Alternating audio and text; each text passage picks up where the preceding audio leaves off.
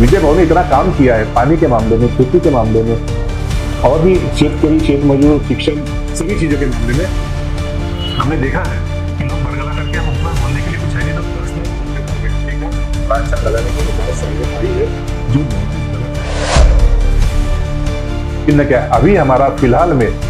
अभी का चिन्ह हमारा जो है वो कमल का फूल ही है और उसी कमल के फूल को घड़ी समझ करके आप जरूर अपना मतदान करें। देवेंद्र जी फडणवीस ने उनको पानीदार आमदार कहा है क्योंकि उन्होंने पानी के काम किए। 5,117 करोड़ के काम का भूमि पूजन यहाँ पर हुआ है।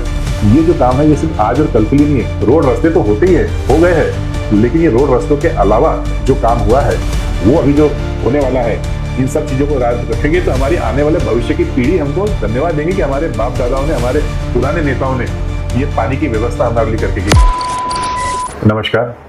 मैं डॉक्टर अविनाश जायसवाल, तिरोड़ा। अभी हम सब लोग देख रहे हैं कि तिरोड़ा विधानसभा क्षेत्र के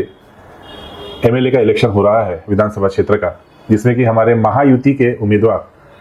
श्री विजय भरतलाल जी राहंगडाले कमल फूल के निशान पर खड़े हैं।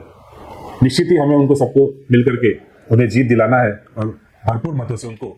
जीता करके विधानसभा में भेजना है ताकि आगे के और भी जो कार्य विकास के, जैसा आज तक हमने देखा है कि विकास के कार्यों की कमी नहीं है। लाडली बहन तो सबके मुंह पे जबान पे है, लेडीज लोगों के, महिलाओं के, लेकिन लेक लाड़की जिसमें शिक्षा की बात है, तिरोड़ा शहर में डिजिटल स्कूल है, तिरोड़ा शहर में नवीनीकरण हुआ है वाडिव पानी पुरवठा योजना का, यानी पानी के लिए जो कई साल पुरानी पाइपलाइनें थी उसको बदल करके नई पाइपलाइन डाल करके और 3 टंकियां पानी की है, जिससे तिरोड़ा शहर में पानी का पूरा वापर हो रहा है। इसके साथ ही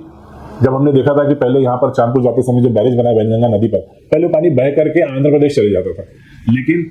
जल संपदा मंत्री थे अजीत दादा पवार, प्रफुल्ल भाई हमारे खासदार थे, उन लोगों ने पहली बार यहाँ पर बैरेज बनाया, जिसमें जल संपदा मंत्री हमारे उस समय के अजीत दादा पवार, जो आज हमारे राष्ट्रवादी कांग्रेस के अजीत दादा गट के नेता है, उन्होंने जब ये बैरेज बनाया तो उसमें पैसे की कमी गई तो 700 करोड़ रुपए प्रफुल्ल भाई ने केंद्र से ला करके दिए। तो इस तरह से बैरेज बना, लेकिन बैरेज बनने के बाद में समस्या खत्म नहीं हुई, जल स्तर जरूर बढ़ा हमारा, हमको पानी जरूर मिला।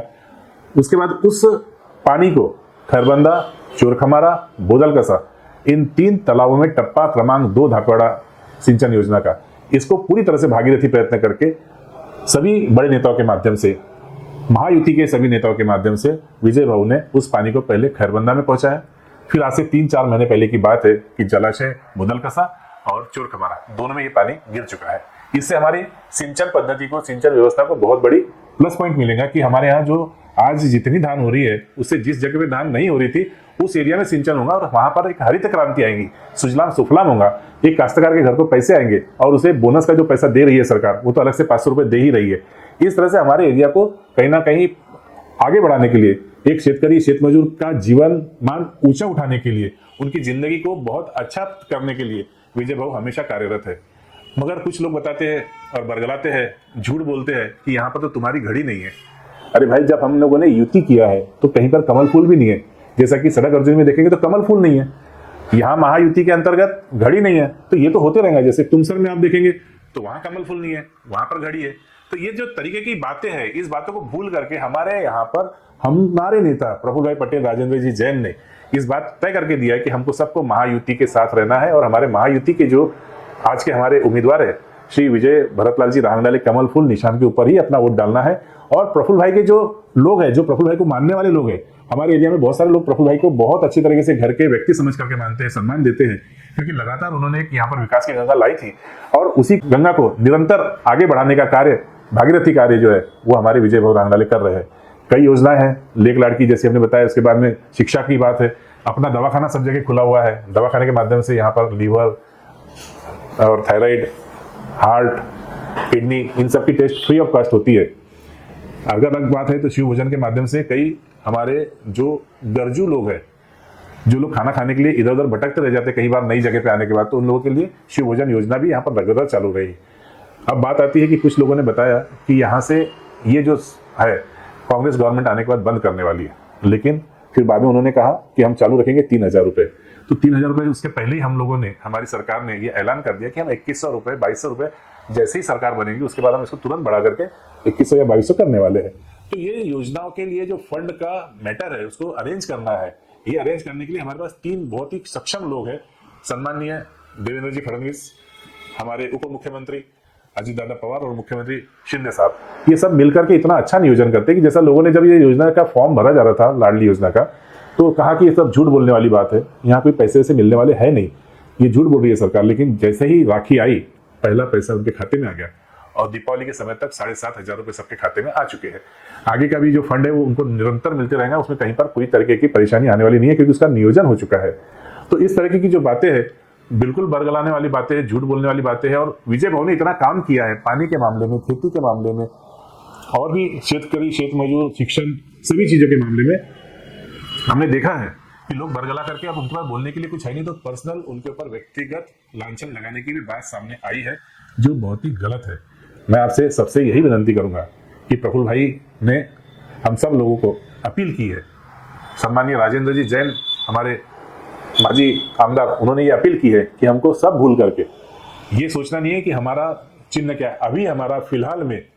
अभी का चिन्ह हमारा जो है वो कमल का फूल ही है, और उसी कमल के फूल को घड़ी समझ करके आप जरूर अपना मतदान करें और विजय भाऊ को 3 नंबर की बटन दबा करके पूरी तरीके से अपना आशीर्वाद दे। आपका आशीर्वाद जो कामदार आमदार है, जो पानीदार आमदार, जिन्होंने देवेंद्र जी फडणवीस ने उनको पानीदार आमदार कहा है, क्योंकि उन्होंने पानी के काम किए, 5,117 करोड़ के काम का भूमि पूजन यहाँ पर हुआ है। ये जो काम है ये सिर्फ आज और कल के लिए नहीं है, रोड रास्ते तो होते ही है, हो गए हैं, लेकिन ये रोड रास्तों के अलावा जो काम हुआ है वो अभी जो होने वाला है, इन सब चीजों को रखेंगे तो हमारी आने वाले भविष्य की पीढ़ी हमको धन्यवाद देंगे कि हमारे बाप दादाओं ने, हमारे पुराने नेताओं ने ये पानी की व्यवस्था हमारे लिए करके की, क्योंकि तीसरा महायुद्ध पानी के लिए होगा, ऐसा सभी लोग कहते हैं, बड़े बड़े तज्ञ लोग कहते हैं। तो उस मामले में तिरोड़ा शहर, तिरोड़ा एरिया पानी के लिए हर चीज से मुहैया कराने की यहाँ पर व्यवस्था पानी की गई है।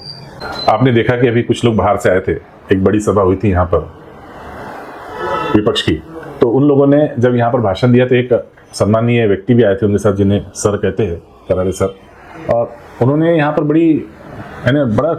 असमंजस की बात होती है कि जो तिरोड़ा शहर के बारे में कुछ नहीं जानता वो आदमी यहाँ पर टिप्पणी करता है। ऐसी टिप्पणी करने के पहले यहाँ का अभ्यास होना चाहिए। हम यहाँ के प्रॉपर रहवासी हैं, यहीं पर पले बड़े हैं, हमारे बाप दादा के जमाने से हम पड़े बड़े हैं। हम लोगों ने कभी ये टिप्पणी के ऊपर, कभी आप लोग तिरोड़ा के लोग भी सोच करके देखिए कि ये जो टिप्पणी तिरोड़ा के बारे में सही थी, बिल्कुल गलत। और कोई भी चीज को व्यंग्यात्मक तरीके से बोलने से कोई बहुत अच्छी बात नहीं हो जाती। 4 लोग ही हंस दिए और उसके बाद में बात खत्म होगी, लेकिन उस बात का परिणाम वहां की जनता के ऊपर, वहां की कार्य के ऊपर, वहां की विकास शैली के ऊपर होता है। ये बात समझना चाहिए, क्योंकि आप बोल देते हो और चले जाते हो, बोलने के बाद चले गए आप, लेकिन वहां जो परेशानी हुई कि वहां किसी तरह से हमारे विकास को कहीं ना कहीं स्थगिति मिलती है, रुक जाता है विकास, तो ये अच्छी बात नहीं है। अच्छी भाषा का उपयोग करना चाहिए, अच्छी भाषा के उपयोग के कारण ही हम लोग आगे बढ़ते हैं, हमारी सद्भावना रहती है एक दूसरे के प्रति, भले ही विरोधी हो, लेकिन भाषा अच्छी होना चाहिए, अच्छी भाषा का उपयोग करना चाहिए। अब बात रहती है कि जैसा करारी सर ने जो बातें, तो हम तो ये बोलेंगे कि व्यंग्यात्मक है, थोड़ा व्यंग हो गया, हंस लिए, लेकिन जमीनी लेवल से उसका कोई लेना देना नहीं है। कोई सत्य की बात से कोई सरोकार नहीं है, सत्यता से कोई सरोकार नहीं है उन चीजों का, ये बात आप लोगों ने समझना चाहिए। अब हमारे विजय भैया रांगडाले तो विकास करने के लिए तत्पर है वो, इसीलिए उनको हमको जिता करके देना है। और लगातार तिरोड़ा शहर से उनका जो प्रेम बना हुआ है बचपन से लेकर आज तक, वो हमें ये दिखाता है कि तिरोड़ा शहर के लिए उन्होंने क्या क्या किया है, क्या क्या करने की है। एक बृहद आराखड़ा आगे का भी उनके पास तैयार है, इंफ्रास्ट्रक्चर तैयार है कि आगे हमको कैसे काम करना है और कैसे यहाँ के लोगों को सुखी करने के लिए जितने अच्छे काम हो सकते हो करना चाहिए, ऐसे करने वाले हैं। हम सबको एक ही बात याद रखनी है, और वो है हम 20 तारीख को हम स्वयं स्फूर्त